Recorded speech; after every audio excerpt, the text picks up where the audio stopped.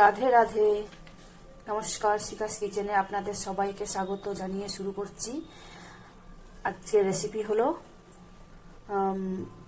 তেল ছাড়া রুই মাছের ঝোল। এখানে আমি 1 চামচ নুন দিয়ে দিলাম, হলুদ দিয়ে দিলাম। এখন মাছটা 10 মিনিট মতন থাক, তারপরে আমি দেখাবো পুরো রেসিপিটা।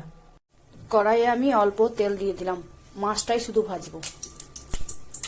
দেখুন তেলটা গরম হয়ে গেছে, এবার আমি মাছগুলো দিয়ে দিচ্ছি।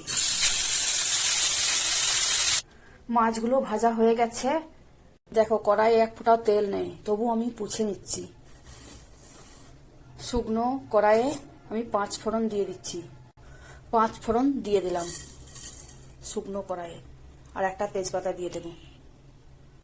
5 ফোড়নের গন্ধটা খুব সুন্দর বেরিয়েছে। এবার একটা কাঁচা লঙ্কা দিয়ে দিচ্ছি।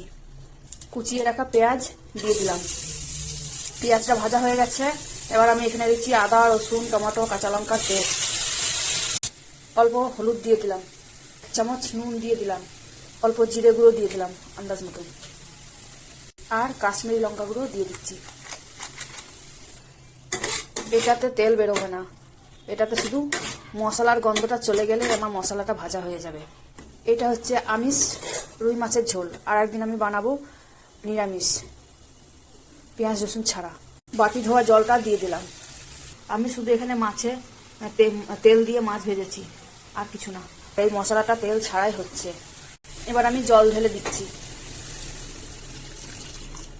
যারা তেল ছাড়া এই খাবার পছন্দ করেন তাদের বলছি এই পদ্ধতিতে একবার মাছের ঝোল বানিয়ে দেখবেন। সব মাছগুলো দিয়ে দিলাম, একবার ঢাকা দিয়ে দিচ্ছি। তেল ছাড়া রুই মাছের ঝোল তৈরি।